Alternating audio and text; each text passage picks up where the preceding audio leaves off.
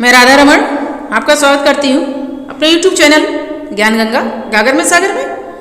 जैसे कि हमारे चैनल का नाम है थोड़े में ज़्यादा पर्याप्त जानकारी आप तक पहुँचाने का काम हम कर रहे हैं। अच्छे से अच्छा ज्ञान आप तक पहुँचाएं और आप एक काम जरूर करें कि आपसे मेरा अनुरोध है कि आप मेरी वीडियो को दौड़ाएं नहीं, पहली बार में तटस्थ होकर के ध्यानपूर्वक धैर्यपूर्वक होकर के आप बैठ जाएं और सुने और देखें। क्या होता है कि हमें सुने और देखने में कोई भी चीज़ लंबे समय तक याद रहती है। जैसे हमारे आजकल टीवी पे चलचित्र, मोबाइल पे चलचित्र इस तरह के जो आते हैं वो अधिक समय तक याद रहते हैं। क्यों रहते हैं? क्योंकि हम उनको देखते और सुनते दोनों हैं। ठीक है। और मैं अपनी इस वीडियो में व्याख्यान करते हुए चलती हूँ सारे नए पुराने प्रश्नों का जो ज़्यादातर एग्जाम में आते हैं, वो आते रहेंगे, वो आते हैं। ठीक है। अगर कहीं कोई गलती होती है तो आप मुझे बताएं, बोलने में, लिखने में, कमेंट्स बॉक्स में जा कर के। चलिए हम चलते अपनी क्लास की तरफ। सभी पढ़ेंगे, सभी पढ़ेंगे। ठीक है। अगर आपको मेरी वीडियो अच्छा लगती है तो आप मेरे चैनल को सब्सक्राइब करें, मेरी वीडियो को लाइक करें, शेयर करें। ठीक है। चलते अपने पहले क्वेश्चन की तरफ। क्या है? ये भाषा के ऊपर सीरीज है। ठीक है। पहले क्वेश्चन है हमारा ये, साहित्य की रचना किस में नहीं होती है? जो हमारा साहित्य है इसमें रचना किस में नहीं होती है? ऑप्शन हमारे 3 है, वो 4 है। और इन्हीं 4 ऑप्शन में से एक सही ऑप्शन है, वो हम ढूंढेंगे जो इस प्रश्न का उत्तर होगा। ऑप्शन ए भाषा, ऑप्शन बी बोली, ऑप्शन सी मातृभाषा, ऑप्शन डी राष्ट्रभाषा। तो देखिए जिसका क्षेत्र सबसे कम होगा तो उसमें साहित्य की रचना नहीं होगी। तो सबसे कम क्षेत्र किसका होता है? बोली का होता है। बिल्कुल सही। तो ऑप्शन हमारा बी है, बोली। ठीक है। साहित्य की रचना किसमें नहीं होगी? बोली में नहीं होगी। ऑप्शन हमारा बी है। इसका उत्तर कौन सा आएगा? बी। ठीक है। आइए करते अपना दूसरा क्वेश्चन। क्या है? ढूंढते इसका उत्तर। किसी बोली में साहित्य की रचना होने लगती है तो वो क्या बन जाती है? जैसे कोई बोली है, अगर उसमें साहित्य की रचना होने लगती है तो वो क्या बन जाती है? क्योंकि बोली में तो साहित्य की रचना हो नहीं सकती, पर ये कह रहे हैं अगर बोली में अगर होने लगती है या तो उसे क्या कहते हैं? ऑप्शन ए बोली, ऑप्शन बी भाषा, ऑप्शन सी उपभाषा, ऑप्शन डी मातृभाषा। तो देखिए अगर किसी बोली में साहित्य की रचना होती है, देखिए तो किसमें होती है? वो भाषा में होगी कि भाषा का क्षेत्र जो है किससे बड़ा है? बोली से बड़ा है। तो किसमें होगी? भाषा में होगी। तो ऑप्शन हमारा कौन सा है? बी है। ठीक है। इस तरह के क्वेश्चन एग्जाम में पूछे जाते हैं। आइए करते हैं अपना तीसरा क्वेश्चन। क्या है? संविधान सभा में हिंदी को राजभाषा बनाने का प्रस्ताव किसने रखा था? ये जो संविधान सभा जो हुई थी इसमें राजभाषा बनाने का हिंदी का प्रस्ताव किसने रखा था? Option A doctor Rajendra Prasad, option B Gopal Swami Ayyangar, option C Gandhi ji, option D doctor Ambedkar. तो देखिए संविधान सभा में जो प्रस्ताव रखा था तो वो थे हमारे कौन? गोपाल स्वामी अयंगर। तो हमारा इस प्रश्न का उत्तर क्या हो जाएगा? बी हो जाएगा। ठीक है। आप एग्जाम रूम में बी लगाया। बहुत अच्छे क्वेश्चन हैं, आप इनके लिए ध्यान करके रखें। ठीक है। ऑप्शन हमारा बी है, गोपाल स्वामी अयंगर। आइए करते अपना अगला क्वेश्चन। क्या है? हिंदी को राष्ट्रभाषा बनाने का सर्वप्रथम विचार कहाँ पर उदित हुआ? जो हिंदी है हमारी ये, इसको राष्ट्रभाषा बनाने का विचार सर्वप्रथम कहाँ पर उदित हुआ? मानेंगे कि प्रस्ताव संविधान सभा में रखा गया था। किसने रखा था? गोपाल स्वामी अयंगर जी ने रखा था। पर ये कह रहे विचार सबसे पहले आया कहाँ पर? किस स्थान पे आया? ऑप्शन हमारे 4 हैं, ए बी सी डी। इन्हीं में एक सही ऑप्शन है, वो कौन सा है? आइए ढूंढते हैं इसमें इस प्रश्न का उत्तर। Option A Bengal, option B Bihar, option C Pune, option D Patna. तो देखिए सबसे पहले जो विचार उदित हुआ था कि हिंदी की राष्ट्रभाषा बनाया जाए तो वो हुआ था बंगाल में। तो ऑप्शन हमारा कौन सा है? ए है। ठीक है। बंगाल, बंगाल में उदित हुआ था। ठीक है।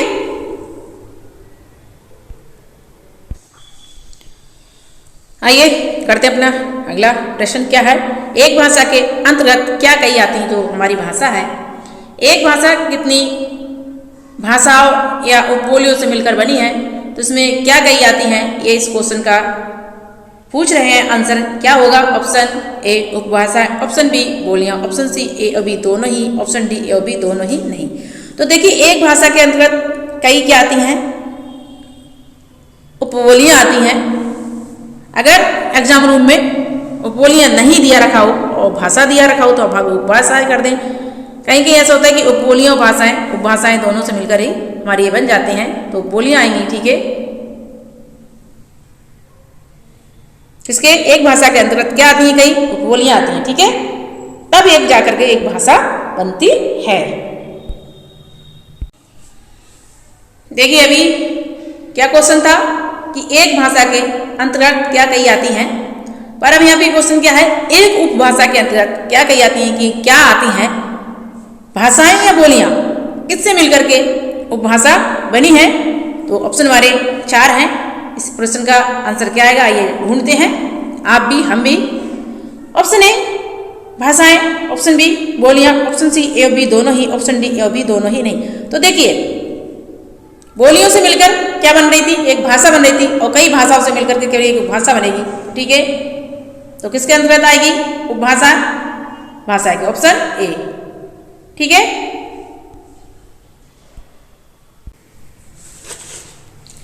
देखिए बहुत अच्छा क्वेश्चन है, यूनिक क्वेश्चन है और एग्जाम में आने वाला भी क्वेश्चन है। ठीक है, भाषाओं के ऊपर जब टॉपिक छिड़ गया है तो कहाँ से आया, किसने क्या किया, ये भी हम इसको देख लेते हैं अच्छे से। क्या है क्वेश्चन, आइए पढ़ते हैं। सबसे पहले किसने उपभाषाओं व बोलियों का वर्गीकरण किया, यानी कि जब उपभाषा बोलियां जो आई थी, बिखरी हुई थी, एकत्रित किसने किया, यानी कि लाइन से किसने लगाया, वर्गीकरण किसने किया, इसका मतलब यह है। ऑप्शन हमारे कितने हैं? वही 4 हैं। ठीक है, उपभाषा बोलियों का वर्गीकरण किसने किया? सबसे पहले option A Kulpati Mishra, option B George Abraham Grierson, option C Garcin de Tassy, option D Raja Lakshman Singh. तो देखिए भाषा पे ये जो हमारे 4 विद्वान हैं, इन्होंने सभी ने काम किया था, बट ये कह रहे हैं सबसे पहले किसने इसका वर्गीकरण किया। ऑप्शन कौन सा निकल के आएगा? George Abraham Grierson, option B सबसे पहले इन्होंने भाषा पर वर्गीकरण किया, भाषा या उपबोली पर। ठीक है, अगर क्वेश्चन आ जाए तो आप किस पे करेंगे टिक? George Abraham Grayson. ठीक है, अगर आपको मेरी वीडियो अच्छी लगती है तो आप मेरे चैनल को सब्सक्राइब करें, मेरी वीडियो को लाइक करें, शेयर करें। अगर कहीं कोई गलती रह रही है तो आप मेरे लिए बताएं कहाँ पर क्या गलती है, उच्चारण में या लिखने में। हाँ ये गलती हो गई है यहाँ पे कि सीरीज डालना हम भूल गए, कोई नहीं।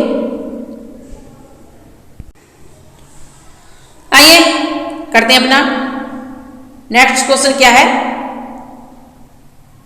क्या है प्रश्न? पढ़ते हैं। संघ की राजभाषा कौन सी होगी? जो संघ है इसकी राजभाषा कौन सी होगी? बहुत अच्छा क्वेश्चन है। Option A Hindi, option B Devanagari, option C A और बी दोनों ही, ऑप्शन डी ए और बी दोनों ही नहीं। तो देखिए संघ की राजभाषा कौन सी होगी? बिल्कुल सही है, हिंदी होगी। ठीक है, ऑप्शन हमारा कौन सा है? ए है। कंफ्यूज ना है कि देवनागरी पूछ रहे, नहीं देवनागरी लिपि के बारे में नहीं पूछा, भाषा के बारे में पूछा था। अगर भाषा पूछेंगे तो क्या होगी? हिंदी होगी।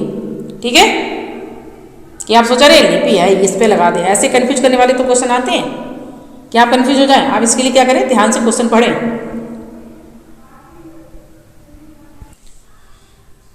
आइए करते हैं अपना नेक्स्ट क्वेश्चन। क्या है, ये जो राजभाषा है इसका प्रयोग क्षेत्र कैसा होगा?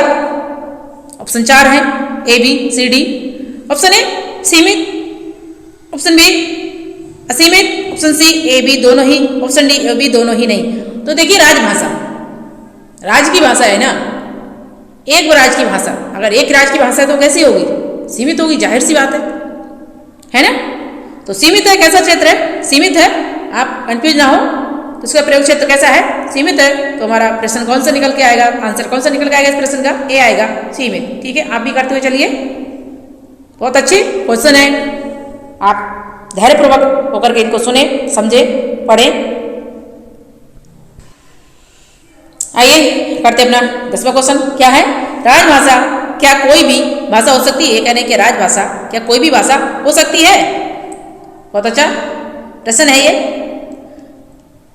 ऑप्शन हमारे 4 हैं, ए बी सी डी, है ना। तो ऑप्शन ए हो सकती है, ऑप्शन बी नहीं हो सकती, ऑप्शन सी ए बी दोनों ही, ऑप्शन डी ए बी दोनों ही नहीं, जो भी है। तो देखिए राजभाषा के कोई भी भाषा हो सकती, बिल्कुल हो सकती, जो जिसमें अगर वैज्ञानिकता होगी, अच्छी भाषा होगी, तो वो उसके लिए क्या राजभाषा में रख सकते हैं। तो हो सकती है हमारी राजभाषा, कोई भी भाषा, ठीक है। तो ऑप्शन हमारा कौन सा हो जाएगा, ए आ जाएगा, ठीक है। आइए करते हम अपनी सीरीज का 11वां क्वेश्चन। क्या है, ध्वनि पद और वाक्य भाषा विज्ञान के यह क्या है। ये ध्वनि और ये पद, ये वाक्य भाषा विज्ञान के क्या है। ये ऑप्शन हमारे पास 4 हैं, इन्हीं 4 में एक सही ऑप्शन है जो इस प्रश्न का उत्तर है। ऑप्शन ए अंग, ऑप्शन बी शाखा, ऑप्शन सी ए और बी दोनों ही, ऑप्शन डी कोई नहीं। तो देखिए जो ध्वनि पद वाक्य भाषा विज्ञान के क्या है, ये अंग है। तो हमारा ऑप्शन कौन सा हो जाएगा, ए हो जाएगा। और इनके लिए दूसरा शाखाएं भी कहते हैं, तो दूसरा बी भी हो जाएगा, ठीक है। आप कंफ्यूज ना हो, अगर अंग शाखाएं कोई एक दे रखा हो तो दोनों ही सही होंगे। अगर उससे पहले अगर अंग हो तो अंग पे करें, शाखाएं पे ना करें। अगर वहां भी अंग नहीं दिया हो तो आप शाखाएं पे करें। तो इसका आंसर कौन सा सही निकल के आएगा, सी आएगा, ठीक है। ए और बी दोनों ही, ठीक है। पढ़ते हैं अपना नेक्स्ट क्वेश्चन। क्या है 12 क्वेश्चन हमारा, संस्कृत भाषा का दूसरा नाम क्या है। जो हमारी भाषा संस्कृत है, इसका दूसरा नाम क्या है। एक कौन सा नाम है, पहला कौन सा नाम है बताइए। बिल्कुल सही, देववाड़ी कहते हैं इसके लिए, संस्कृत भाषा के लिए। तो दूसरा क्या नाम है इसका, option A Devvadi, option B Mahavani, option C A और बी दोनों ही, ऑप्शन डी कोई नहीं। तो देखिए संस्कृत भाषा के लिए देववाड़ी भी कहते हैं और महावाणी भी कहते हैं। तो इसका दूसरा नाम क्या है, महावाणी है, ठीक है। ऑप्शन हमारा क्या निकल के आएगा, सी, दोनों ही सही। आइए चलते अपने नेक्स्ट क्वेश्चन की तरफ। क्या है, गुप्त काल में ब्राह्मी लिपि के 2 भेद हुए, उनके क्या नाम है। गुप्त काल जो था, इसमें लिपि के कितने भेद हुए, 2 भेद हुए थे। तो उन दोनों के क्या नाम है। ऑप्शन हमारे 4 हैं, ए बी सी डी। तो कौन से ऑप्शन है वो, देखिए गुप्त काल में जो जिसके 2 भेद हुए थे, एक थी उत्तरी ब्राह्मी और दूसरी थी दक्षिणी ब्राह्मी। और उत्तरी ब्राह्मी से क्या था, उत्तरी ब्राह्मी से ही हमारे देवनागरी लिपि का विकास हुआ है, ठीक है। बहुत अच्छे क्वेश्चन है, आप अच्छे से पढ़िए, कुछ यूनिक है। आइए बढ़ते अपने नेक्स्ट क्वेश्चन। क्या है, नागरी लिपि का विकास किस लिपि से हुआ। जो नागरी लिपि थी, देखो सबसे पहले देवनागरी से कौन सी लिपि आई थी, सबसे पहले क्या आई थी, नागरी लिपि। और नागरी लिपि का जो विकास हुआ था, ये किससे हुआ था। देवनागरी का तो विकास किससे हुआ, नागरी लिपि से हुआ। और नागरी का किससे हुआ, इस क्वेश्चन में ये पूछा जा रहा है, इसलिए आप ध्यान को इधर उधर ना भटकाएं। क्वेश्चन क्या कह रहा है, इस चीज पे जाएं। इसी तरह के क्वेश्चन घुमा फिरा के एक जैसे दिखने वाले क्वेश्चन एग्जाम में आते हैं और यहीं पर हम लोग मार्क खा जाते हैं। इसलिए एकदम क्वेश्चन क्या कह रहा है उस चीज पर फोकस करें, मैचिंग ना देखें। तो क्वेश्चन क्या है, नागरी लिपि का विकास किस लिपि से हुआ था। ऑप्शन ए देवनागरी लिपि, ऑप्शन बी उत्तरी लिपि, ऑप्शन सी दक्षिणी लिपि, ऑप्शन डी नागरी लिपि। देखिए नागरी लिपि तो है, इसकी चर्चा ऊपर हो गई। दक्षिणी लिपि या उत्तरी लिपि, इन दोनों में से कोई एक हो सकता है। देवनागरी क्या है, देवनागरी तो नागरी से ही निकली थी, तो ये भी हमारा नहीं हुआ और ना ही हमारा ये हुआ, और आएगा 2। इसी तरह से तो क्वेश्चन आते हैं एग्जामों में कि 2 में हम फाइट करते हुए रह जाते हैं कि कौन सा है ना। तो देखिए उत्तरी लिपि और दक्षिणी लिपि ये एक जैसे है ना, तो इनमें से आपके लिए ध्यान देना पड़ेगा। हमारी जो नागरी लिपि का जो विकास हुआ था, ये किससे निकली थी, तो ये निकली थी हमारी किससे, उत्तरी लिपि से निकली थी, ठीक है। क्वेश्चन को कौन सा क्वेश्चन है हमारा, 15वां क्वेश्चन है, देवनागरी लिपि का विकास किस लिपि से हुआ। अभी क्वेश्चन क्या था, नागरी लिपि का विकास किससे हुआ था। अब क्या क्वेश्चन है, देवनागरी लिपि का। बिल्कुल अगर आपने इस वाले क्वेश्चन को, इससे पहले वाले क्वेश्चन को अच्छे से सुना है तो आप बिल्कुल सही टिक लगा देंगे, बिल्कुल सही जाएंगे कि देवनागरी लिपि का विकास किससे हुआ है। ऑप्शन हमारे 4 हैं, ए बी सी डी, ठीक है। ऑप्शन ए ब्राह्मी लिपि, ऑप्शन बी उत्तरी लिपि, ऑप्शन सी दक्षिणी लिपि, ऑप्शन डी नागरी लिपि।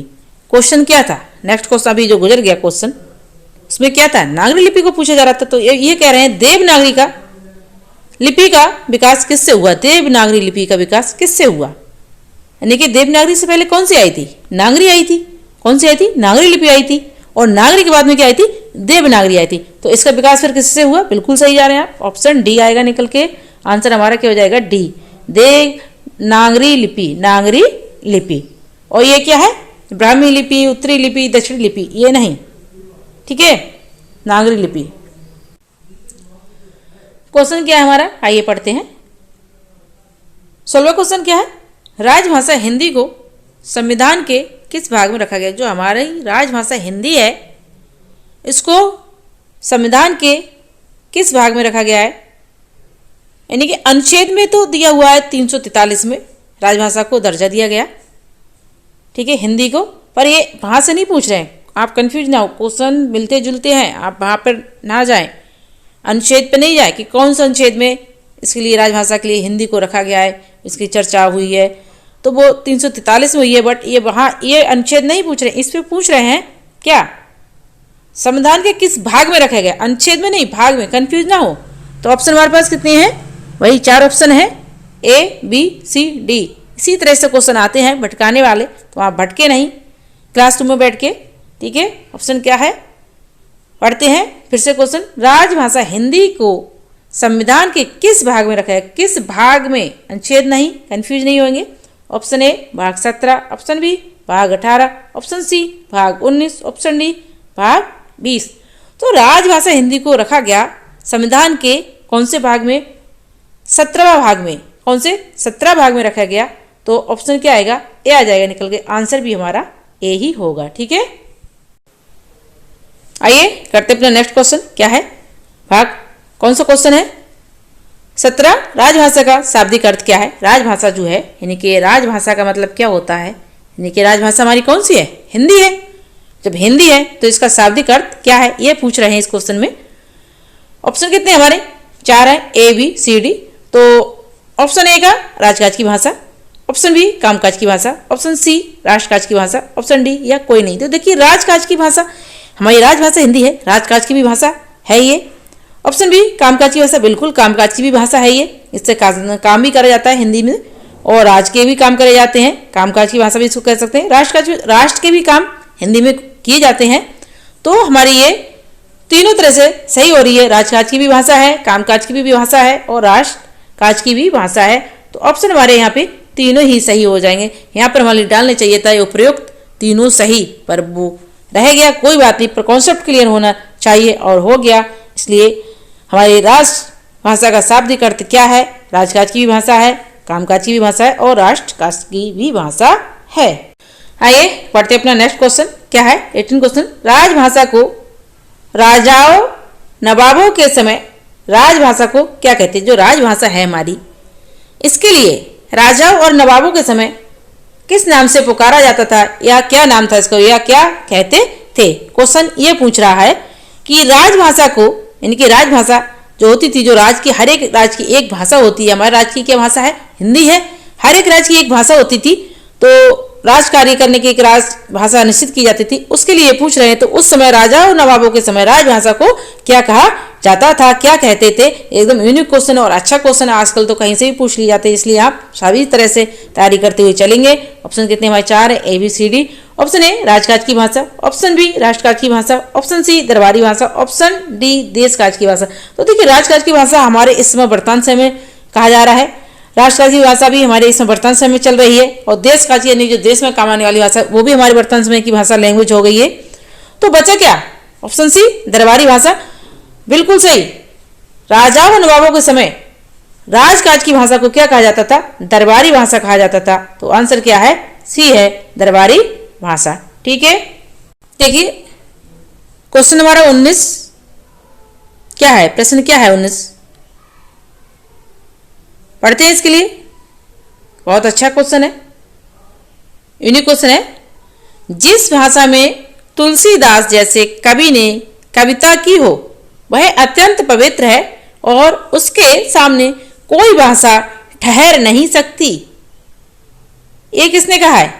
बताइए किसने कहा है? लॉजिक लगाइए, किसने कहा है? और कोई भाषा इसके सामने नहीं ठहर सकती। किसके सामने? अरे हमारी हिंदी के सामने। ये कज हो गया यहाँ पे, सॉरी मिस्टेक हो गई, थोड़ी लिखने की है, आएगा उस पर आप ध्यान ना दें, क्वेश्चन पे ध्यान दें।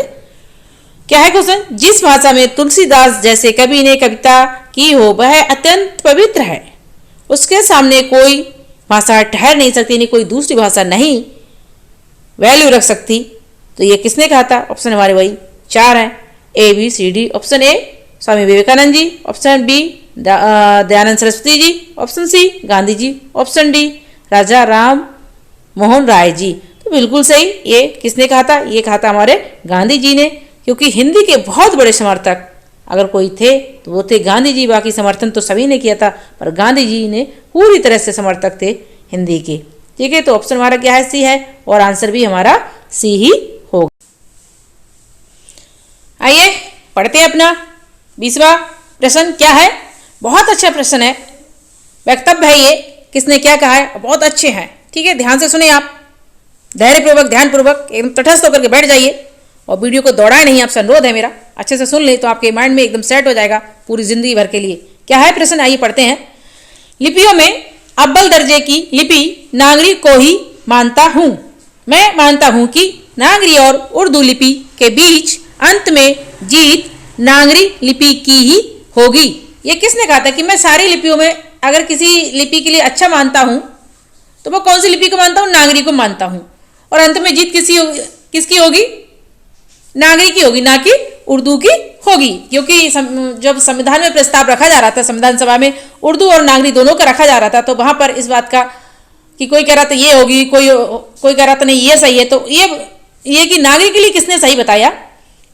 तो ये वक्तव्य यहाँ पे कहा गया है, ये पूछा गया है कि ये किसने सही कहा था कि लिपियों में सबसे अच्छी लिपि अगर कोई सी है तो वो कौन सी है? नागरी लिपि है। तो हमारे पास ऑप्शन कितने हैं? 4 है भाई, ए बी सी डी। बहुत अच्छा प्रश्न है, आप करिए इसके लिए। स्वामी Vivekanand ji, option B Dayanand Saraswati ji, option C Gandhi ji, option D Raja Ram Mohan Roy जी। देखिए सभी लोग हैं, सभी ने हिंदी का समर्थन किया था, पर ये कह रहे हैं सबसे पहले और संविधान सभा में किसने कहा था? ये किसने कहा था लिपियों में अव्वल दर्जे की लिपि मानता हूं? यहाँ पे ये पूछा जा रहा है। समर्थन तो सभी ने किया था हिंदी का, तो ये कहा था किसने? हमारे गांधी जी ने। और सबसे अधिक समर्थक भी कौन थे? हमारे गांधी जी थे। तो ऑप्शन हमारा कौन सा हो जाएगा? सी हो जाएगा। बहुत अच्छा प्रश्न है, इस प्रश्न का उत्तर है गांधी जी। ठीक है,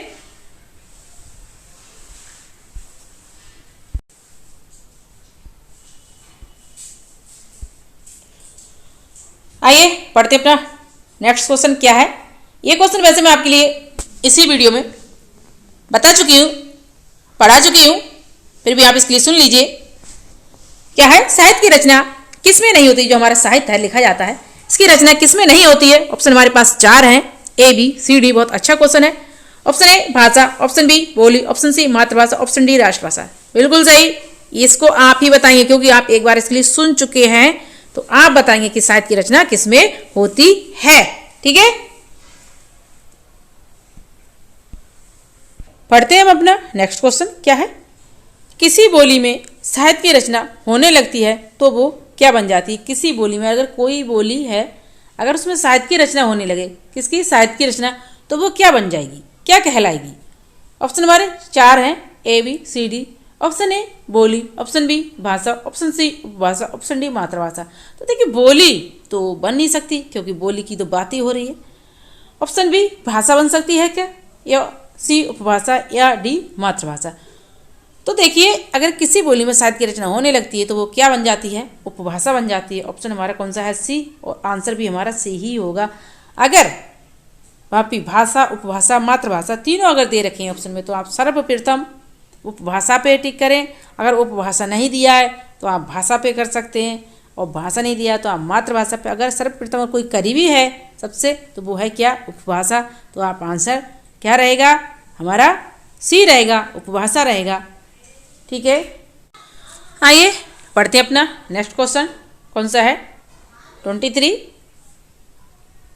संविधान सभा में हिंदी को राजभाषा बनाने का प्रस्ताव किसने रखा?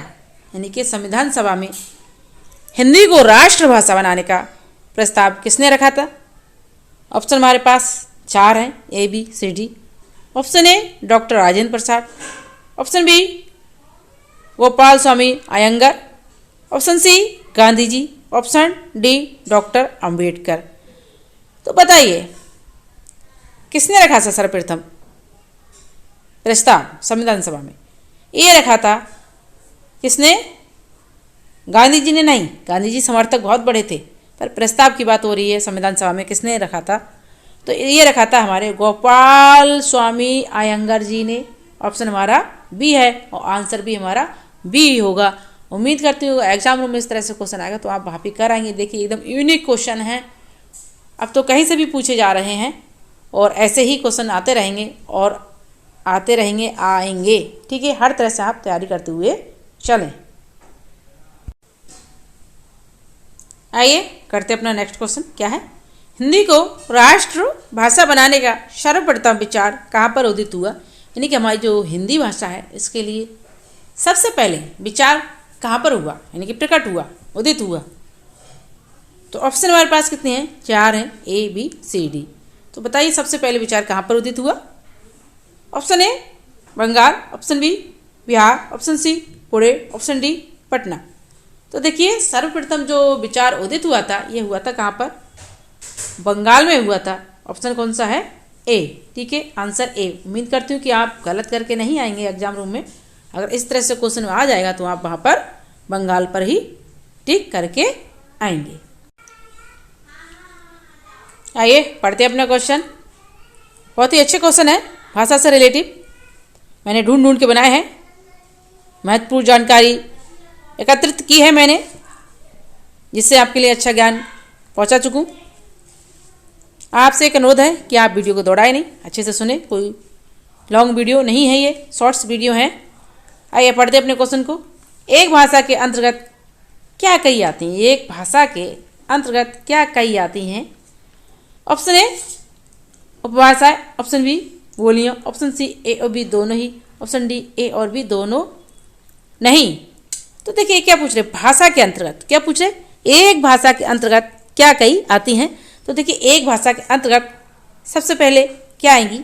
उपभाषाएं आएंगी। भाषाओं से मिलकर बना, उपभाषाओं से मिलकर क्या बनी? भाषाएं बनी हैं, तो उपभाषाएं आएंगी। तो ऑप्शन हमारा ए आ जाएगा। अगर इस तरह का क्वेश्चन आ जाए आप भ्रमित ना हो। और भाषाओं से मिलकर के, कई भाषाओं से मिलकर क्या बनाया? उपभाषा बनी, तो वो बोलियां हैं। अगर उपभाषाएं ना हो तो आप बोलियां पे करें। ठीक है,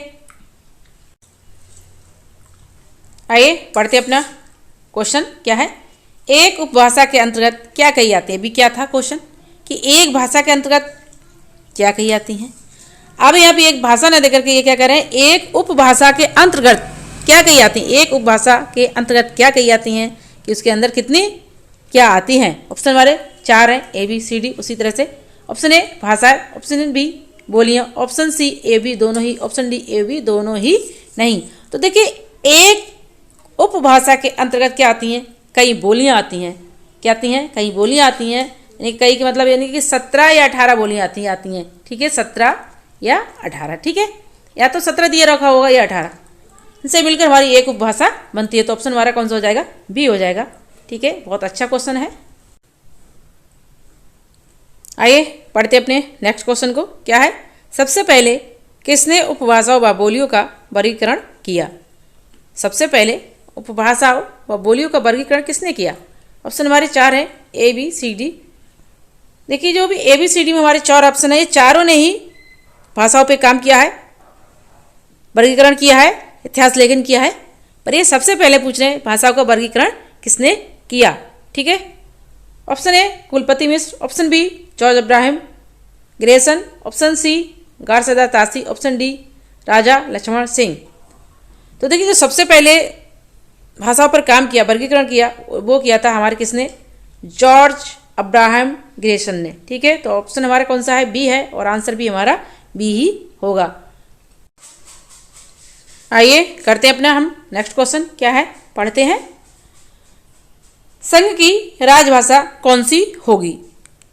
जो हमारा संघ है इसकी राजभाषा कौन सी होगी? ऑप्शन हमारे पास 4 हैं, ए बी सी डी। तो बताइए ऑप्शन संघ की राजभाषा कौन सी होगी? Hindi, option A Devanagari, option B, option C A और बी दोनों ही, ऑप्शन डी ए बी दोनों ही नहीं। तो देखिए देवनागरी क्या है? ये तो लिपि है, पर यहाँ पे ये भाषा पूछ रहा है, कंफ्यूज ना हो आप वहाँ पर। ये चीज़ों को तो पूछा जाता है, बिल्कुल एक जैसी चीज़ें ला के रख देते हैं और वहाँ पर हम लोग इसी चीज़ में कन्फ्यूज हो जाते हैं कि अरे देवनागरी हमारी लिपि है। फटाक से हम लोग सोचते समझते नहीं है, फटाक से हम देवनागरी पे करके चले आएंगे।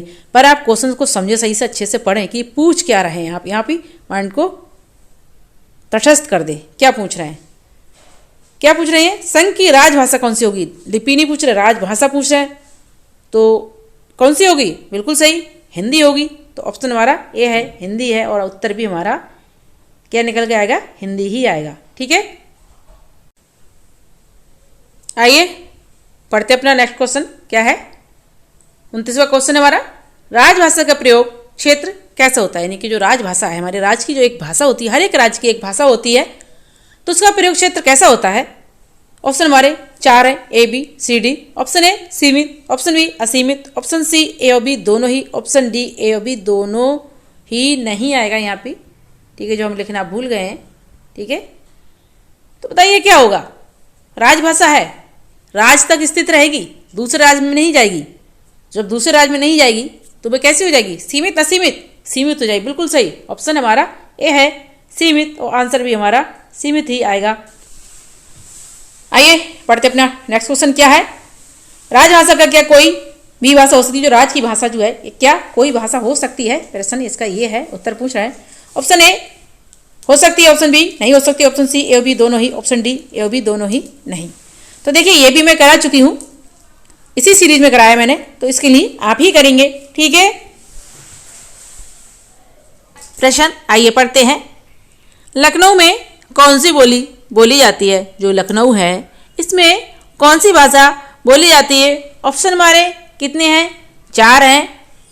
इसी तरह से कोई भी परीक्षा होती है उसमें इसी तरह से क्वेश्चन आते हैं, 4 विकल्प दिए हुए रहते हैं, उसमें से कोई एक सही होता है और वो हमें करना होता है। और भाषा से रिलेटिव क्वेश्चन जरूर आते हैं कि कौन सी भाषा कहाँ बोली जाती है ना। ये क्या, कौन सी बोली है, ये कौन सी शाखा से निकली है, कौन सी लिपि से निकली है, इस तरह से क्वेश्चन जरूर बनते हैं। तो आप आराम से बैठ करके पढ़िए, तटस्थ होकर के बैठ जाइए, एकदम क्लास जैसी फीलिंग आएगी। जैसे हमारे चैनल का नाम है ज्ञान गंगा, गागर में सागर, थोड़े में ज़्यादा। हमारे चैनल का नाम क्या है? सभी पढ़ेंगे, सभी पढ़ेंगे। आइए सभी लोग पढ़ते हैं और सभी को पढ़ते हैं। क्या प्रश्न हमारा? प्रश्न है, लखनऊ में कौन सी बोली बोली जाती है? ऑप्शन कितने हैं हमारे? 4 हैं। कौन कौन से हैं? आइए देखते हैं। Option A Awadhi, option B Kauravi, option C Bhojpuri, option D Brajbhasha. देखिए, ब्रजभाषा हमारे अलीगढ़, मथुरा इसमें आ जाती है। ऑप्शन सी भोजपुरी, बिहारी है, बिहारी बोली है। गोरखपुर, बलिया, बस्ती, बनारस तक में भोजपुरी बोली जाती है। ऑप्शन बी कोरबी, कोरबी हमारे दिल्ली साइड में, दिल्ली में मेरठ, मुजफ्फरनगर, मुरादाबाद इसमें बोली जाती है। ऑप्शन बचा ए। जब ए बचा फिर ए कहाँ बोली जाती है? देखते हैं इसको। ए हमारी लखनऊ में बोली जाती है। कौन सी भाषा? अवधी, सीतापुर में भी, बहराइच में भी, लखीमपुर में भी, गोंडा बहराइच सभी में, फतेहपुर सीकरी में, इलाहाबाद में क्या बोली जाती है? अवधी बोली जाती है। ठीक है, तो आंसर क्या निकल के आया हमारा? ए, और ऑप्शन भी हमारा ए ही होगा। ठीक है, किसका? लखनऊ में कौन सी भाषा बोली जाती है? आइए पढ़ते हैं अपना टॉप 10 सीरीज का नेक्स्ट क्वेश्चन। क्या है? 32 क्वेश्चन है हमारा। आजमगढ़ में कौन सी बोली बोली जाती है? आजमगढ़ में कौन सी भाषा बोली जाती है? ऑप्शन हमारे कितने हैं? 4 हैं, ए बी सी डी। क्या है? Option A Bhojpuri, option B Brajbhasha, option C Awadhi, option D Kauravi. तो देखिए, मैंने बताया था कोरबी कहाँ बोली जाएगी? बिल्कुल सही, दिल्ली साइड में, मेरठ में पहुंच जाएगी। अवधी, अवधी कहाँ चली जाएगी? अवधी लखनऊ में चली जाएगी, सीतापुर में जाएगी, लखीमपुर खीरी में जाएगी। बचा क्या? बी ब्रजभाषा, ब्रजभाषा मथुरा, बिल्कुल सही है। अलीगढ़, वृंदावन इन सब में मथुरा है, मथुरा में ब्रजभाषा पहुंच जाती है। ऑप्शन क्या बचा हमारा? ए। तो ए में क्या हो जाएगी? ए में हो जाएगी क्या हमारी? बिल्कुल सही, भोजपुरी। और भोजपुरी ही आजमगढ़ में बोली जाती है और भोजपुरी क्या क्या है दूसरा टॉपिक यह है कि सबसे अधिक बोले जाने भाषा अवधी ब्रजभाषा में कौरवी में सबसे ज़्यादा इनमें से अगर बोली जाती है वो भाषा कौन सी है, तो वो भोजपुरी है और भोजपुरी ही आजमगढ़ में बोली जाती है। इसलिए आंसर क्या निकल के आएगा, भोजपुरी आएगा और ऑप्शन हमारा कौन सा हो जाएगा, ए। ठीक है, आइए पढ़ते अपना नेक्स्ट क्वेश्चन। क्या है, देवरिया में कौन सी बोली बोली जाती है, जो देवरिया है इसमें कौन सी भाषा बोली जाती है। Option A Bhojpuri, option B Brajbhasha, option C Awadhi, option D Kauravi. अभी हमने बताया था कौरवी कहाँ बोली जाती है, दिल्ली में और भी उसके आसपास के क्षेत्र। सी अवधी सीतापुर, गोंडा, बहराइच, इलाहाबाद, प्रयाग, फतेहपुर सीकरी। बी ब्रजभाषा मथुरा, आगरा, अलीगढ़, वृंदावन और भी क्षेत्र उसके आसपास के। अब बचा क्या ऑप्शन ए। ऑप्शन ए कहाँ बोला जाएगा, बिल्कुल सही, देवरिया में बोला जाएगी। क्या, भोजपुरी, और सबसे अधिक बोले जाने वाली भी भाषा क्या है, भोजपुरी है। तो ऑप्शन हमारा कौन सा है, ए है, और आंसर भी हमारा ए ही हो जाएगा। ठीक है, आइए पढ़ते हैं हम अपना नेक्स्ट क्वेश्चन। क्या है, गोरखपुर में कौन सी बोली बोली जाती है। जो गोरखपुर है इसमें कौन सी भाषा बोली जाती है। देखिए, गोरखपुर से परीक्षाओं में कई बार प्रश्न पूछा गया है कि गोरखपुर में कौन सी बोली बोली जाती है। अब गोरखपुर हुआ, आपके सीतापुर हुआ, गोंडा से भी, यहाँ से भी पूछे गए हैं प्रश्न कि कहाँ से बोली, ये बोली कहाँ बोली जाती है, कौन सा इसका क्षेत्र है। तो आप बोलियों से रिलेटिव सारे क्वेश्चन अच्छे से याद रखिए, पढ़ते रहिए। तो आइए चलते अपने प्रश्न की तरफ। क्या है, गोरखपुर में कौन सी बोली बोली जाती है, यानी कि कौन सी भाषा बोली जाती है। ऑप्शन हमारे पास 4 हैं। इसी तरह से एग्जाम रूम में भी 4 ऑप्शन होते हैं, 4 विकल्प होते हैं हमारे पास। उसमें से कोई एक विकल्प सही होता है, उस सही विकल्प को हमें करना होता है। तो आइए करते हैं इसको भी। गोरखपुर में कौन सी बोली बोली जाती है। Option A Brajbhasha, option B Awadhi, option C Kauravi, option D Bhojpuri. तो देखिए, गोरखपुर में बोली जाती है कौन सी, बिहार। जो बिहार में बोली जाएगी वो गोरखपुर में बोली जाएगी। तो कौन सी बोली हो जाएगी, बिहार की कौन सी है, भोजपुरी है, और भोजपुरी सबसे अधिक बोली जाने वाली भी बोली है। तो आंसर क्या हमारे निकल के आएगा, डी, और उत्तर हमारा क्या हुआ, डी हुआ, और ऑप्शन भी हमारा डी ही हुआ। ठीक है, आइए पढ़ते अपने नेक्स्ट क्वेश्चन। क्या है ये प्रश्न, बनारस में कौन सी भाषा बोली जाती है। भी मैंने बताया था आपके लिए, आप समझ गए होंगे कि बनारस में कौन सी भाषा बोली जाती है। बहुत जल्दी इसके लिए कर देंगे। Option A Awadhi, option B Kauravi, option C Bhojpuri, option D Brajbhasha. तो देखिए, हमारे बनारस में बोली जाती है कौन सी भाषा, बिल्कुल सही, भोजपुरी बोली जाती है। समय को व्यर्थ न करते हुए टिक करते हैं इसके लिए ऑप्शन सी, और उत्तर भी हमारा कौन सा है, सी ही होगा, भोजपुरी। ठीक है, आइए पढ़ते अपने प्रश्न के लिए। क्या है, जौनपुर में कौन सी बोली बोली जाती है। जौनपुर में कौन सी भाषा बोली जाती है। ऑप्शन हमारे पास 4 हैं। इसी तरह से कोई भी परीक्षा होती है, 4 ऑप्शन होते हैं, 4 विकल्प होते हैं, उसमें से कोई एक सही विकल्प करना होता है। तो आइए करते हैं हम भी इस प्रश्न को पढ़ते हुए। जौनपुर में कौन सी बोली बोली जाती है। Option A Kauravi, option B Awadhi, option C Bhojpuri, option D Brajbhasha. तो देखिए, जौनपुर में जो भाषा बोली जाती है वो अवधी है। तो ऑप्शन हमारा कौन सा हो जाएगा, बी हो जाएगा, और आंसर भी हमारा बी ही हो जाएगा। ठीक है, आइए पढ़ते अपने इस प्रश्न को। क्या है, प्रश्न को पढ़ते हैं। बलिया में कौन सी बोली बोली जाती है। जो बलिया क्षेत्र है इसमें कौन सी भाषा बोली जाती है। ऑप्शन हमारे पास 4 है, विकल्प कितने हैं, 4 हैं, और इन 4 में से कोई एक सही होगा, जिसका सही आंसर होगा, सही उत्तर होगा। आइए पढ़ते हैं इस प्रश्न के लिए और करते हैं हल कि बलिया में कौन सी बोली बोली जाती है। Option A Bhojpuri, option B Brajbhasha, option C Awadhi, option D Kauravi. तो देखिए, सबसे अधिक कौन सी बोली बोली जाती है, भोजपुरी बोली जाती है। बलिया गोरखपुर सब एक ही तरफ पढ़ते हैं। जब गोरखपुर में भोजपुरी बोली जाती है तो बलिया में भी भोजपुरी ही बोली जाती है। तो ऑप्शन हमारा कौन सा है, ए है। आंसर कौन सा निकल के आया, ए आया। उत्तर कौन सा है, ए है। ठीक है, भोजपुरी। आइए क्या प्रश्न हमारा, आइए पढ़ते हैं इस प्रश्न को। क्वेश्चन नंबर 38, देवरिया में कौन सी बोली बोली जाती है। जो देवरिया है इसमें कौन सी भाषा बोली जाती है, किसमें, देवरिया में। ठीक है, ऑप्शन हमारे 4 हैं, विकल्प कितने हैं, 4 हैं, ए बी सी डी। तो इसमें से कोई एक ऑप्शन सही होगा, जो हमारा उत्तर होगा। प्रश्न का, ठीक है। Option A Kauravi, option B Awadhi, option C Bhojpuri, option D Brajbhasha. देखिए ब्रजभाषा तो देवरिया में बोली नहीं जाएगी, ना ही कोरबी बोली जाएगी और ना ही अवधी, तो बची क्या, भोजपुरी। सबसे अधिक कौन सी बोली जाती है, भोजपुरी। तो ऑप्शन हमारा कौन सा हो जाएगा, सी। तो उत्तर कौन सा निकल के आया हमारा, सी, भोजपुरी, ठीक है। आइए बढ़ते अपना अगला प्रश्न क्या है, मिर्जापुर में कौन सी बोली बोली जाती है। जो मिर्जापुर है इसमें कौन सी बोली बोली जाती है, कौन सी भाषा बोली जाती है। Option A Kauravi, option B Awadhi, option C Bhojpuri, option D Brajbhasha. तो देखिए मिर्जापुर में कोरबी तो बोली नहीं आई क्योंकि कोरबी तो दिल्ली साइड की है। अवधी हमारे इलाहाबाद, सीतापुर। ब्रजभाषा मथुरा, अलीगढ़, आगरा। तो बची क्या, भोजपुरी। तो भोजपुरी जो है हमारे कहाँ, मिर्जापुर में बोली जाएगी। ऑप्शन हमारा कौन सा हो जाएगा, सी हो जाएगा और आंसर भी हमारा सी होगा। उत्तर क्या निकल के आएगा, सी आएगा, भोज। आइए करते हैं हम अपना 40वां क्वेश्चन क्या है, आइए पढ़ते हैं इसके लिए। गाजीपुर में, ये जो गाजीपुर है इसमें कौन सी बोली बोली जाती है। बोली का मतलब वही भाषा से है, बोली का मतलब छोटे छोटे क्षेत्रों से होता है, वहाँ पे बोलियाँ बोली जाती हैं। वैसे तो बोली ही बोला जाना चाहिए बट फिर भी वही कि इसलिए भाषा ही बोलते हैं। कौन सी भाषा बोली जाती है या बोली बोली जाती है, आप कन्फ्यूज ना हो। कहाँ पर, गाजीपुर में। ऑप्शन हमारे 4 हैं, ए बी सी डी, इन्हीं में से एक सही ऑप्शन है जो इस प्रश्न का उत्तर है। आइए करते हैं। Option A Bhojpuri, option B Brajbhasha, option C Awadhi, option D Kauravi. तो देखिए ना ही वहाँ कोरबी बोली जाएगी, ना ही अवधी, ना ही ब्रजभाषा। बच्ची क्या हमारी भोजपुरी, तो बोली जाएगी यहाँ पे भोजपुरी। किसमें, गाजीपुर में, ठीक है। हुए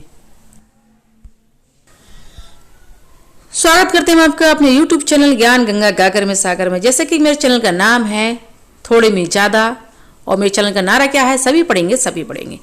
आइए अपनी टॉप 10 सीरीज का ये पहला क्वेश्चन करते हैं। अगर आपके लिए कहीं कोई गलती मालूम पड़ती है उच्चारण में, लिखने में, तो आप मुझे बताएं कमेंट बॉक्स में। आप मेरे चैनल को सब्सक्राइब कर ले, मेरी वीडियो को लाइक करें, शेयर करें। आपसे एक अनुरोध है, वीडियो को दौड़ाए नहीं, अच्छे से तटस्थ होकर के बैठ जाइए, ध्यान लगा करके वीडियो को सुनिए, एकदम कक्षा जैसी फीलिंग आएगी। आइए करते अपना क्वेश्चन क्या है, चंपारण में कौन सी बोली बोली जाती है। ऑप्शन हमारे 4 है, इन्हीं में से कोई एक ऑप्शन सही है जो इस प्रश्न का उत्तर है। Option A Kauravi, option B Awadhi, option C Bhojpuri, option D Brajbhasha. तो देखिए चंपारण में बोली जाती है हमारी कौन सी भाषा, भोजपुरी। ऑप्शन सी इस प्रश्न का उत्तर क्या है, सी है, ठीक है। क्या है हमारा नेक्स्ट क्वेश्चन, आइए पढ़ते हैं इस क्वेश्चन के लिए। बस्ती में कौन सी बोली बोली जाती है। जो बस्ती है इसमें कौन सी भाषा बोली जाती है। देखिए बस्ती बहुत डिफिकल्ट चीज है, वैसे तो एकदम सीधी सिंपल लग रही है। यहाँ पर 2 बोलियों का प्रयोग होता है, अब वो कौन सी हैं 2, हम आपके लिए बताएंगे। अगर एग्जाम रूम में उन 2 में से अगर दोनों लिखी हुई हैं पर एक ही होगी लिखी हुई जगह, ठीक है। और इस तरह से पूछते हैं कि पूरब में कौन सी बोली जाती है, पश्चिम में, तो आप उस चीज़ का ध्यान रखेंगे कि कौन सी कहाँ पर बोली जाती है। वो मैं इस क्वेश्चन में अभी हल कराऊंगी इस वीडियो में, ठीक है। क्या है, बस्ती में कौन सी बोली बोली जाती है। Option A Bhojpuri, option B Brajbhasha, option C Awadhi, option D Kauravi, ठीक है। कौन सी भाषा बोली जाती है, तो देखिए भोजपुरी जो है बस्ती के पूर्वी भाग में बोली जाती है भोजपुरी, ठीक है। और अवधी जो है बस्ती के पश्चिम साइड में बोली जाती है, तो ऑप्शन हमारा सी भी सही हो जाएगा, ठीक है।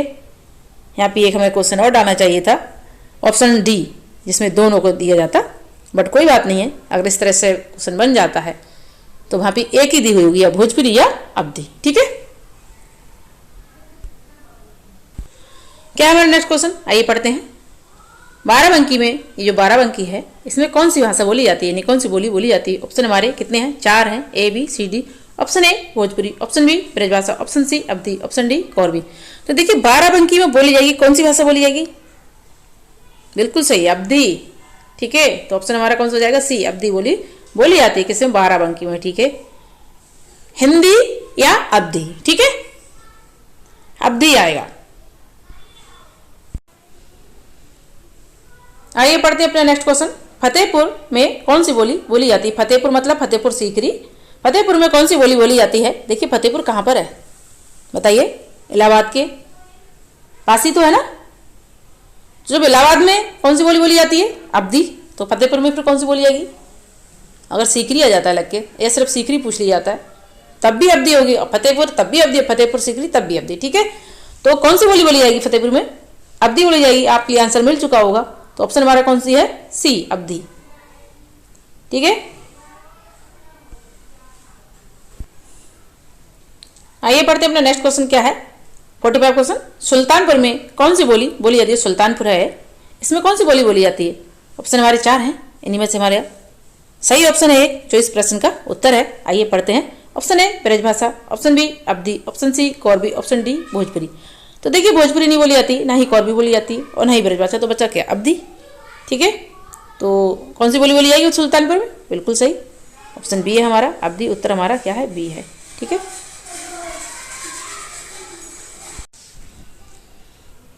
आइए पढ़ते अपना नेक्स्ट क्वेश्चन क्या है। मेरठ में, ये जो मेरठ है इसमें कौन सी बोली बोली जाती है? ऑप्शन हमारे 4 हैं, A B C D. Option A Brajbhasha, option B Awadhi, option C Kauravi, option D Bhojpuri.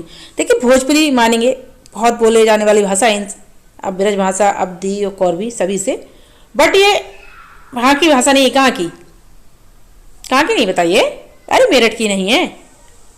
Option A Brajbhasha, ये भी नहीं है मेरठ की। ठीक है, और ना ही अवधि है, तो ऑप्शन कौन सा बचा? कौरवी। ऑप्शन कौन सा है? कौरवी। तो आंसर हमारा कौन सा हो जाएगा? कौरवी हो जाएगा। ऑप्शन सी हमारा क्या है? इस प्रश्न का उत्तर है। और कौरवी का दूसरा नाम क्या है? खड़ी बोली। क्या है? खड़ी बोली। ठीक है, इसे खड़ी बोली भी कहते हैं। किसको? अवधि, कौरवी को।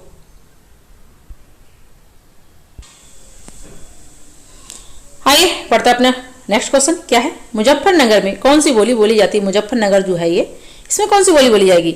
मुजफ्फरनगर जो है किसके पास है? मेरठ की तरफ है ना। और जो मेरठ में कौन सी बोली जाती है? कौरवी। और मेरठ की बोली कौन सी बोली मानी जाती है? आदर्श बोली भी मानी जाती है। ठीक है, option A Bhojpuri, option B Brajbhasha, option C Awadhi, option D कौरवी। Muzaffarnagar में कौन सी बोली बोली जाती है बताइए इन चारों में से? तो देखिए मुजफ्फरनगर में से जो बोली बोली जाती है वो है कौन सी? जब मेरठ के पास है तो कौरवी हो जाएगी। ठीक है, ऑप्शन डी, और उत्तर भी हमारा डी ही होगा। ठीक है, ऑप्शन डी हो गया, इस प्रश्न का उत्तर भी डी हो गया।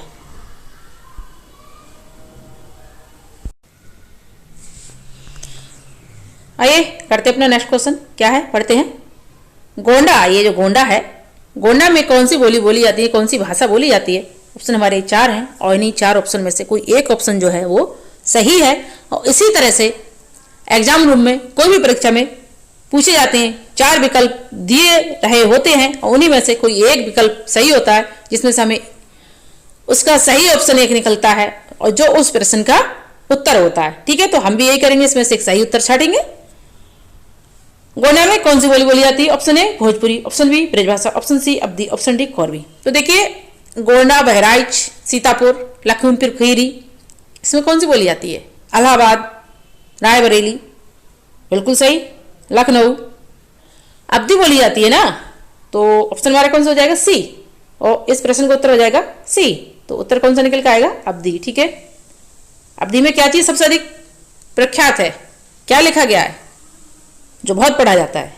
रामचरितमानस। किसने लिखी? तुलसीदास ने, सबसे बड़ा महाकाव्य है। ठीक है, रामचरितमानस ये अवधि में ही लिखा गया है। आइए करते हैं अपना नेक्स्ट क्वेश्चन क्या है। गोरखपुर में कौन सी बोली बोली जाती है? गोरखपुर में ऑप्शन हमारे 4 हैं, इनमें से कोई एक ऑप्शन जो है वो सही है और वही इस प्रश्न का उत्तर है। तो आइए करते हैं। Option A Bhojpuri, option B Brajbhasha, option C Awadhi, option D Kauravi. तो देखिए गोरखपुर में जो भाषा बोली जाती है वो है भोजपुरी, और भोजपुरी ही क्या है? सबसे अधिक बोले जाने वाली भाषा है। ठीक है, ब्रजभाषा, अवधि, कौरवी इन सब में। ठीक है, आइए अपना लास्ट क्वेश्चन करते हैं टॉप 10 सीरीज का। हरदोई में कौन सी बोली बोली जाती है? जो हरदोई है इसमें सबसे ज्यादा कौन सी बोली बोली जाती है? ठीक है, दोहराए नहीं क्योंकि ज्यादा लेंथी वीडियो मैं नहीं डाल रही हूँ, शॉर्ट वीडियो डाल रही हूँ। इनके लिए आप एक बार सही से समझ लें।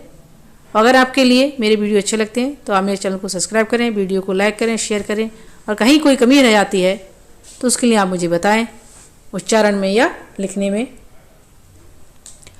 आइए करते हैं क्वेश्चन। जालौन में कौन सी बोली बोली जाती है? जालौन है ये, इसमें कौन सी बोली बोली जाती है? ऑप्शन हमारे 4 हैं और इन 4 ऑप्शन में से एक सही ऑप्शन है, जो सही ऑप्शन है वो इस प्रश्न का उत्तर है। इसी तरह से एग्जाम रूम में क्वेश्चन आते हैं, उनमें 4 विकल्प दिए रहे होते हैं, हमको करना होता है। ठीक है, आइए करते हैं। Option A Bundeli, option B Kannauji, option C Awadhi, option D फिर से कन्नौजी आ गया, कोई नहीं। तो देखिए चालान बोली जाती है बुंदेली, ऑप्शन ए है और यही हमारा आंसर इस प्रश्न का उत्तर है। ठीक है,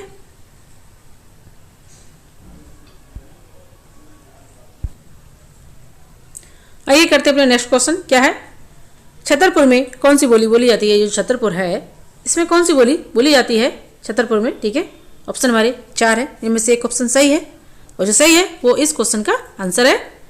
option A Bhojpuri, option B Bundeli, option C Awadhi, option D Kannauji. तो देखिए छतरपुर, जालौन, ये सब क्या है?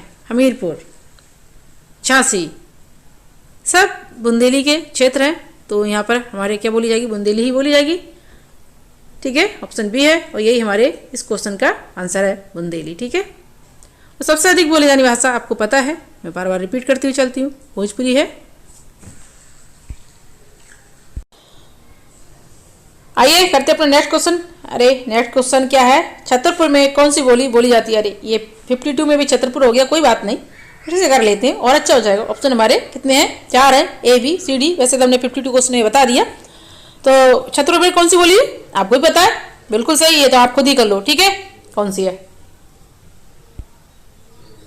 आइए करते अपना नेक्स्ट क्वेश्चन। क्या है, महोबा में कौन सी बोली बोली जाती है? जो महोबा है ये, इसमें कौन सी बोली बोली जाती है?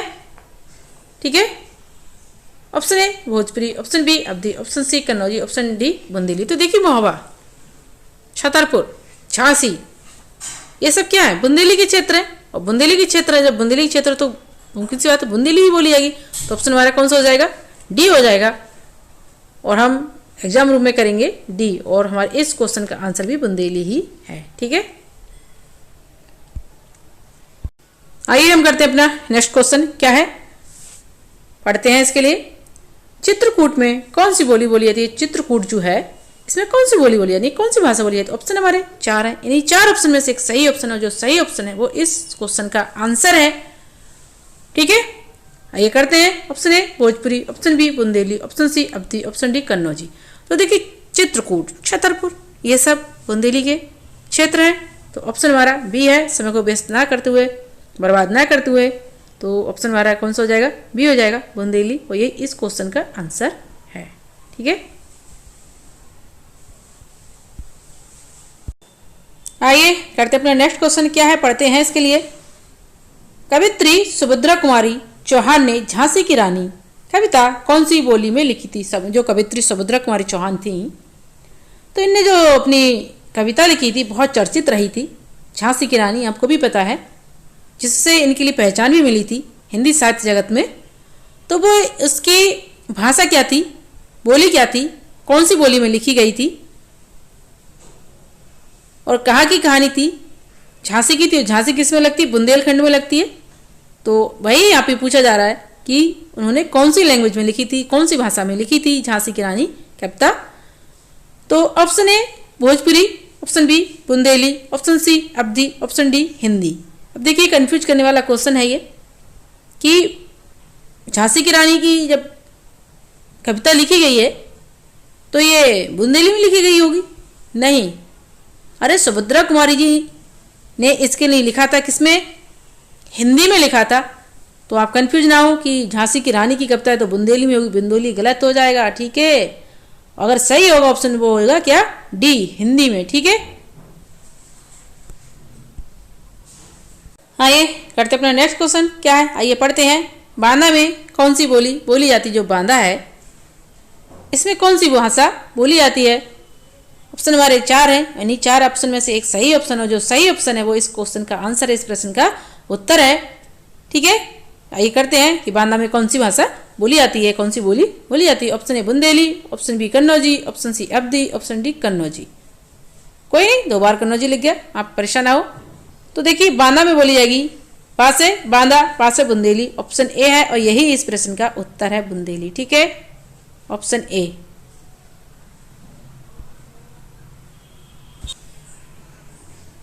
आइए करते अपना नेक्स्ट क्वेश्चन। यूपी के कितने जिले बुंदेलखंड में आते हैं? बहुत अच्छा क्वेश्चन है, यूनिक क्वेश्चन है। देखिए, नया पुराना कहीं से भी जानकारी एकत्रित करते हुए चलते रहना चाहिए, और कहीं से भी पूछ लिया जाता है तो हमारे लिए नए पुराने दोनों की तैयारी रखनी चाहिए और दोनों तरह के क्वेश्चन करते हुए रहना चाहिए। तो ऑप्शन हमारे कितने हैं? 4 हैं। इन्हीं 4 में से एक सही ऑप्शन है। जो सही ऑप्शन है वो क्या है? इस प्रश्न का उत्तर है। आइए ढूंढते हो सही ऑप्शन को, इस प्रश्न के उत्तर को। तो क्या है प्रश्न? यूपी के यानी कि उत्तर प्रदेश के कितने जिले बुंदेलखंड में आते हैं? Option A 4, option B 5, option C 6, option D 7। तो देखिए, उत्तर प्रदेश के जो जिले हैं बुंदेलखंड में कितने आते हैं? 7 आते हैं। तो ऑप्शन हमारा कौन सा हो जाएगा? डी हो जाएगा। ठीक है, आइए करते हैं अपना नेक्स्ट क्वेश्चन। क्या है हमारा नेक्स्ट क्वेश्चन? आइए कर लेते हैं। 59 क्वेश्चन है, सीरीज चल रही है भाषा पे। ठीक है, वही क्वेश्चन डाल रहे हैं। टॉप 10 क्वेश्चन, अच्छे क्वेश्चन है, कुछ नए कुछ पुराने का मिक्सअप है, और ऐसे ही हमें तैयारी करती रहनी चाहिए नए पुराने से, क्योंकि कहीं से भी कुछ पूछा जाता है। क्या है प्रश्न? बुंदेलखंड का नाम किसके नाम पर पड़ा? यानी कि बुंदेलखंड का नाम किस राजा के नाम पर पड़ा, यानी किस वंश के नाम पर पड़ा? यहाँ पे लिखना भूल गए हैं, कोई नहीं, यहाँ पे वंश कर दीजिए। ठीक है, वंश हो जाएगा। किस वंश पे पड़ा बुंदेलखंड का नाम? ऑप्शन ए चंदेल वंश, ऑप्शन बी मुंदेल वंश, ऑप्शन सी राजवंश, ऑप्शन डी गुप्त वंश। तो देखिए, बुंदेलखंड का नाम जो पड़ा था, आप कंफ्यूज ना हो कि बुंदेल राजा के नाम पे पड़ा हो, कोई बुंदेल राजा रहे होंगे इसलिए बुंदेलखंड पड़ा, नहीं, ऐसा नहीं है। इसका नाम पड़ा क्या? चंदेल वंश के नाम पे। तो ऑप्शन कौन सा है हमारा? ए है, चंदेल वंश के नाम पर हमारे बुंदेलखंड का नाम बुंदेलखंड पड़ा। ठीक है,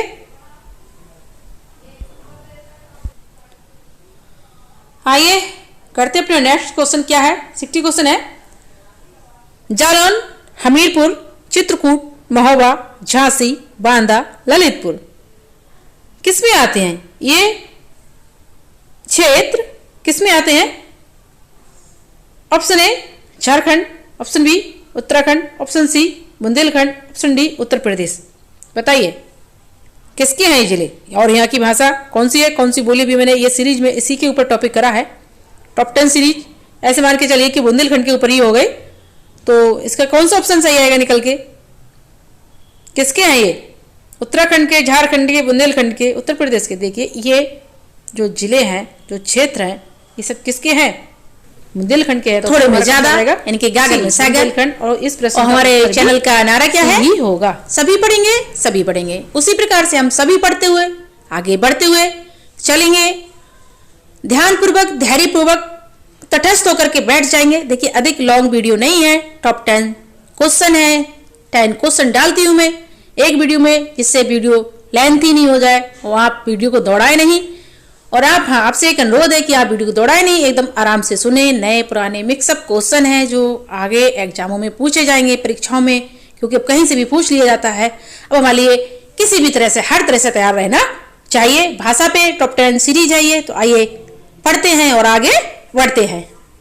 और हाँ, अगर आपको मेरी वीडियो अच्छा लगा करे तो आप मेरे चैनल को सब्सक्राइब करें, मेरी वीडियो को लाइक करें, शेयर करें, है ना। चलते हैं अपने टॉप 10 सीरीज की तरफ। क्या है अगला क्वेश्चन? पढ़ते हैं। कानपुर में कौन सी बोली बोली जाती है, यानी कि भाषा बोली जाती है? ऑप्शन हमारे 4 हैं। इन्हीं 4 ऑप्शन में से एक सही ऑप्शन है, और जो सही ऑप्शन है भाई इस क्वेश्चन का आंसर है, जो हमारा सही होगा। Option A Kannauji, option B Maithili, option C Awadhi, option D Brajbhasha. तो देखिए, ना तो ब्रजभाषा है, ना ही अवधी है, ना ही मैथिली है। कहाँ से? कानपुर, कहाँ से? कन्नौजी। ठीक है, ये कन्नौजी जो है ना, हमारे पीलीभीत, कानपुर, शाजापुर, इन सभी में बोली जाती है। ठीक है, तो ऑप्शन हमारा ए है। आइए करते हैं अपना नेक्स्ट क्वेश्चन। क्या है? पढ़ते हैं इसके लिए। क्या है? इटावा में कौन सी बोली बोली जाती है? जो इटावा है, इसमें कौन सी भाषा बोली जाती है? ऑप्शन हमारे 4 है। इन्हीं 4 ऑप्शन में से एक सही ऑप्शन है, जो सही ऑप्शन है वो इस क्वेश्चन का आंसर है ना। इसी तरह से परीक्षा रूम में आते हैं क्वेश्चन छांटने के लिए, और हम उसको फिल करते हैं। आइए छांटते हैं। इटावा में कौन सी बोली बोली जाती है? Option A Kannauji, option B Maithili, option C Awadhi, option D Brajbhasha. देखिए, ना ही ब्रजभाषा बोली जाती है, ना ही अवधी बोली जाती है, ना ही मैथिली बोली जाती है, कन्नौजी। आप परेशान ना हो, कि इटावा में ब्रजभाषा बोली जाती है। अगर कन्नौजी नहीं है वहाँ पे तो आप 1% ब्रजभाषा लगा सकते हैं, ठीक है, बट कन्नौजी ही होगी इटावा में। Okay,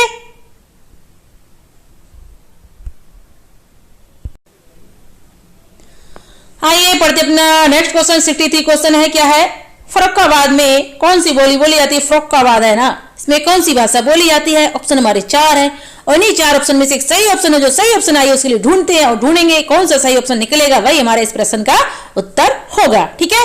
option A Bhojpuri, option B Maithili, option C Awadhi, option D Kannauji. तो देखिए मैं रिपीट करते हुए चल रही हूँ, आपको बिल्कुल कर सकते हैं कौन सी है, बिल्कुल सही। अगर आपने ध्यानपूर्वक दोनों क्वेश्चन सुने होंगे तो इसे आप खुद कर देंगे, इसको हम नहीं बताएंगे, आप कीजिए, ठीक है।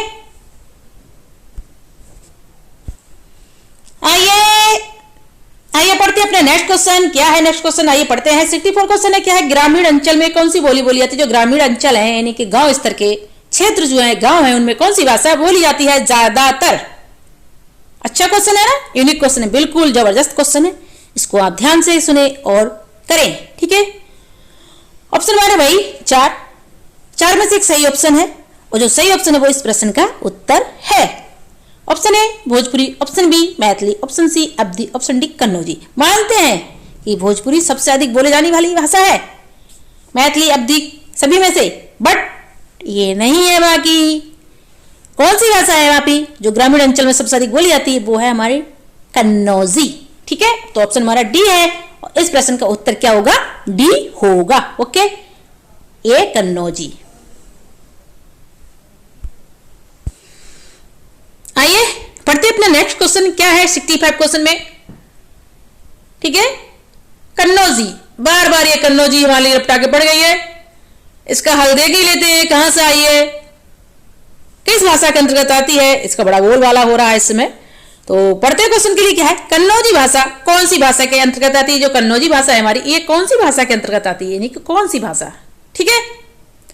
ऑप्शन हमारे 4 हैं, 4 में से एक सही ऑप्शन है और जो सही ऑप्शन है वो इस प्रश्न का उत्तर है।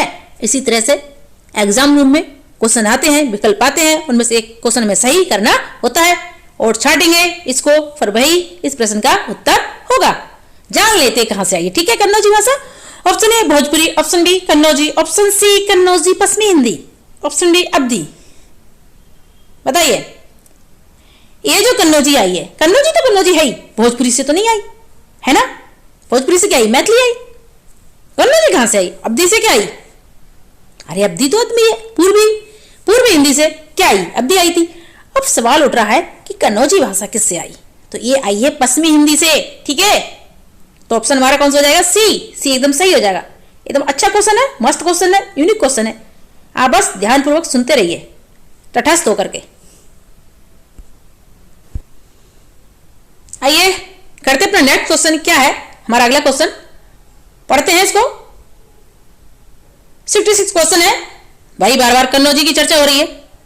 जब कन्नौजी की चर्चा हो रही है, कन्नौजी बोली जा रही है हर जगह, और कन्नौजी किसके अंतर्गत आती है, तो जान लेते हैं कि इसका दूसरा रूप कौन मानते हैं। जब अधिक बोली जा रही है, प्रयोग भी की जा रही है, हमारे पीलीभूत, कानपुर, शाजापुर, हरदोई, इन सब में कन्नौजी मारी मारी पर रही है, इटावा तक आ गई है। तो इसके लिए किसने किसका रूप बताया है, इसको जान लेते हैं, इस क्वेश्चन पढ़ लेते हैं। आइए, क्या है, कन्नौजी बोली को कौन ब्रजभाषा का दूसरा रूप मानते हैं? दूसरा रूप कौन मानता है? ऑप्शन हमारे 4 है, इनमें से सही ऑप्शन है, जो सही ऑप्शन है वो इसका आंसर है। देखिए बहुत ही यूनिक क्वेश्चन है, अच्छा क्वेश्चन है, इसको भूलिएगा मत, ठीक है, पढ़िए ध्यान से।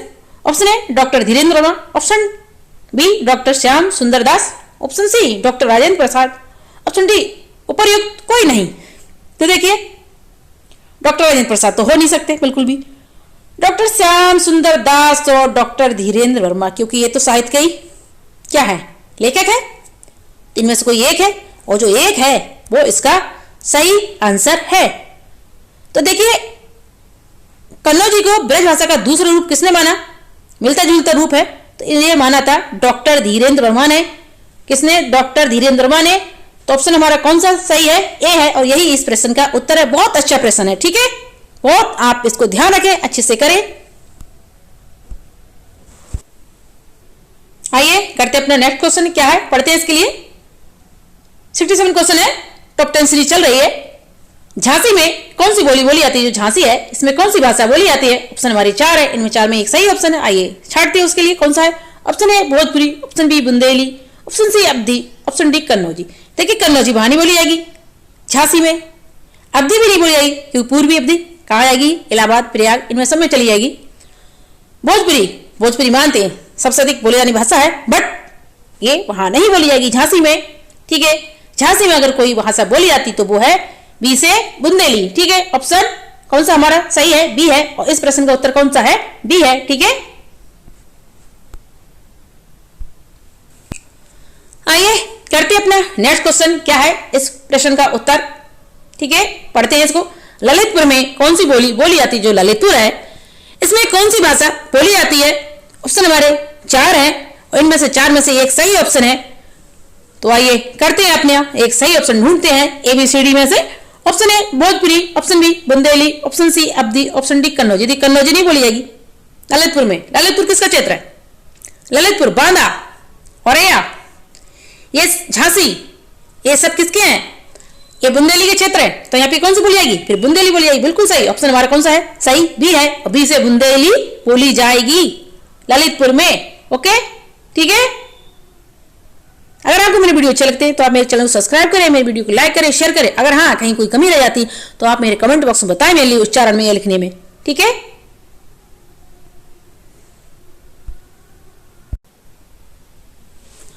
आइए पढ़ते अपना नेक्स्ट क्वेश्चन। क्या है हमारा अगला क्वेश्चन? क्या है 69 क्वेश्चन है। हमीरपुर में कौन सी बोली बोली जाती है? यानी कि हमीरपुर में कौन सी भाषा बोली जाती है? ऑप्शन हमारे 4 है, इनमें 4 में से एक सही ऑप्शन है। जो सही ऑप्शन है इस प्रश्न का उत्तर है। आइए छांटते हैं उस उत्तर के लिए कौन सा है। Option A Bhojpuri, option B Bundeli, option C Awadhi, option D Kannauji. नहीं, ना ही कन्नौजी है, ना ही अवधी है, ना ही भोजपुरी है तो बुंदेली है। हमीरपुर में भी बुंदेली बोली जाती है, इसको आप ध्यान रखें। झांसी, औरैया, बांदा, ललितपुर इनमें ही नहीं बोली जाती है। ये कहां बोली जाती है? अरे भाई हमीरपुर में भी बोली जाती है। कौन सी बोली? बुंदेली। ठीक है, तो हमारा ऑप्शन कौन सा है सही? बी है, बुंदेली, बी से बुंदेली। ठीक है, आइए पढ़ते अपना इस टॉप 10 सीरीज का लास्ट क्वेश्चन। क्या है? अच्छा क्वेश्चन है, सारे ही बढ़िया क्वेश्चन थे, सारे एग्जाम में आने वाले क्वेश्चन थे, परीक्षा में पूछे जाने वाले क्वेश्चन थे, पूछे गए, पूछे जाएंगे। उम्मीद करते हैं आपकी ये सीरीज हमारी पसंद आ रही है और आने वाली जितनी भी सीरीज है वो सभी आपके लिए पसंद आएंगी। उसके लिए आप क्या करें? मेरी टॉप 10 सीरीज देखते रहें भाषा के ऊपर। तो आइए पढ़ते अपना लास्ट क्वेश्चन। क्या है? हाँ, अगर कहीं कोई मिस्टेक रह जाती है बोलने में, उच्चारण में, लिखने में तो आप बताएं मुझे या क्वेश्चन में। पढ़ते अपना लास्ट क्वेश्चन। क्या है? चित्रकूट में कौन सी बोली बोली जाती है? यानी कि बोली का मतलब भाषा। ठीक है, ऑप्शन हमारे 4 हैं ABCD और इनमें से एक सही ऑप्शन है। जो सही ऑप्शन है वो इस प्रश्न का उत्तर है। Option A Kannauji, option B Awadhi, option C Kannauji, फिर से लग गया कोई नहीं, ऑप्शन डी बुंदेली। तो देखिए चित्रकूट मानी हमीरपुर, छतरपुर, औरैया, झांसी, इनमें सब में कौन सी बोली बोली जाती है? ललितपुर, कौन सी? बुंदेली। तो चित्रकूट में कौन सी बोली जाती है? बिल्कुल सही, अच्छा क्वेश्चन है, पूछे जाने वाला क्वेश्चन है, एग्जाम आने वाला क्वेश्चन है। तो देखिए चित्रकूट में भी हमारे बोली जाती है, वो कौन सी बोली बोली जाती है? बुंदेली। तो ऑप्शन हमारा कौन सा सही है? टी सही है। उम्मीद करती हूँ ऐसी ही फीलिंग आएगी आपके लिए। जैसे कि मेरे चैनल का नाम है ज्ञान गंगा गागर में सागर, यानी कि थोड़े में ज्यादा। और मेरे चैनल का नारा क्या है? सभी पढ़ेंगे, सभी पढ़ेंगे। तो आइए सभी पढ़ते हुए, आगे बढ़ते हुए अपनी वीडियो की तरफ चलते हैं। ठीक है, क्या है क्वेश्चन? आइए पढ़ते हैं क्वेश्चन के लिए। रायबरेली में कौन सी बोली बोली जाती है? जो रायबरेली है इसमें कौन सी भाषा बोली जाती है? ऑप्शन हमारे 4 है, इन्हीं 4 ऑप्शन में से एक ऑप्शन सही है और जो सही ऑप्शन है वो इस प्रश्न का उत्तर है। ठीक है, आइए करते हैं। Option A Bhojpuri, option B Brajbhasha, option C Awadhi, option D Kauravi. तो देखिए रायबरेली, इलाहाबाद, प्रयागराज, इन सब में कौन सी बोली जाती है? अवधी। और रायबरेली भी उसी के पास का क्षेत्र है तो इसमें भी अवधी ही बोली जाएगी। तो इस प्रश्न का आंसर कौन सा निकल के आएगा? अवधी, ऑप्शन सी। ठीक है, आइए करते अपना नेक्स्ट क्वेश्चन और पढ़ते हैं इसके लिए। क्या है? प्रयागराज में, ये जो प्रयागराज है इसमें कौन सी बोली बोली जाती है, इसमें कौन सी भाषा बोली जाती है? ऑप्शन हमारे 4 है और इन 4 ऑप्शन में से एक सही ऑप्शन है, वो इस प्रश्न का उत्तर है।